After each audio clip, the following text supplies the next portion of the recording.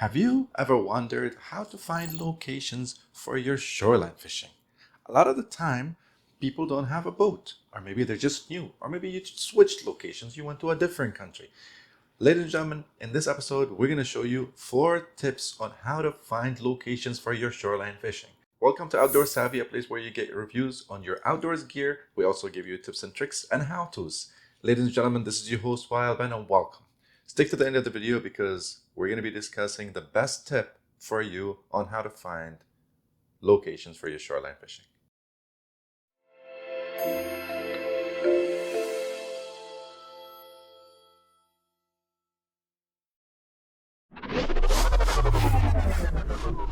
Number 1.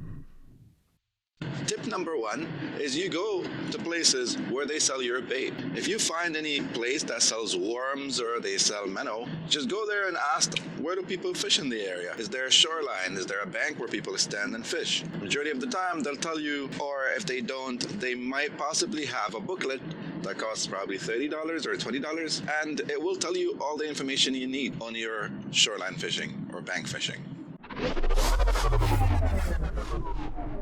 Number 2. Well, you just go to the Game and Fish website and then you look at the zone and you look at the lakes or the rivers. A lot of the time they'll mention locations, they'll give you the bylaws of the location, the type of the fish that lives there, and all the information that you need. However, it's a little complicated. You have to read a lot to find out where you would go fishing.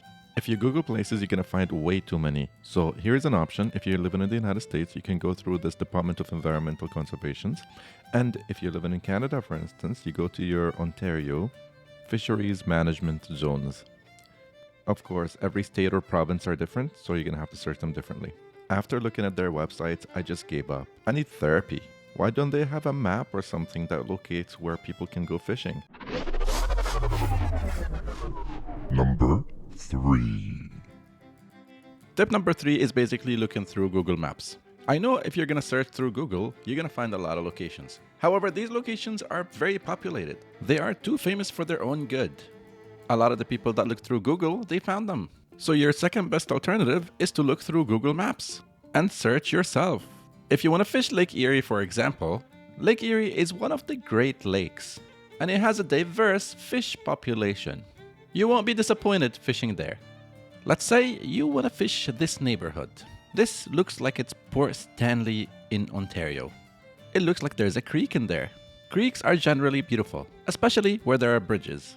I would prefer to fish around those areas. Any human structure is very good, generally.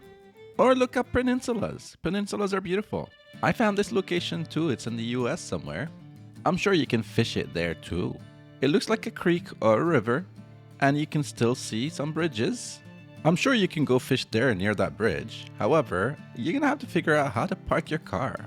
This video is about fishing, not parking. Google Earth is usually complicated. I ended up going through a lot of private property by mistake. And that brings us to our next tip, which is a little less complicated than Google Earth.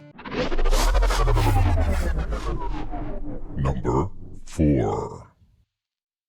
This, my friends, is probably my favorite method. It is a social media fishing app. If you turn on the catching position, you can find all these little bubbles. Now, what these little bubbles do is they show where people caught fish, what type of fish, and you can tell from there if they're catching it from the shore or if they're catching it from a boat. So this way you can find your location. Another thing is it shows you this red highlight in here, and this basically is a prediction of where the fish should be at this time. There is a catch though. This app is probably around $45 per year, which is not an expensive price. However, you can always get the light version of the app. We're not sponsored by them, and I don't care which version you want to get or which app you want to get. You do you. We added tip number 5, which is a very crucial point, especially if you already found a location that you like. Before we go to tip number 5, if you found our content valuable, please do like, comment, and subscribe, and also let us know in the comment section what you think is your favorite method for looking for shoreline locations. Let's go.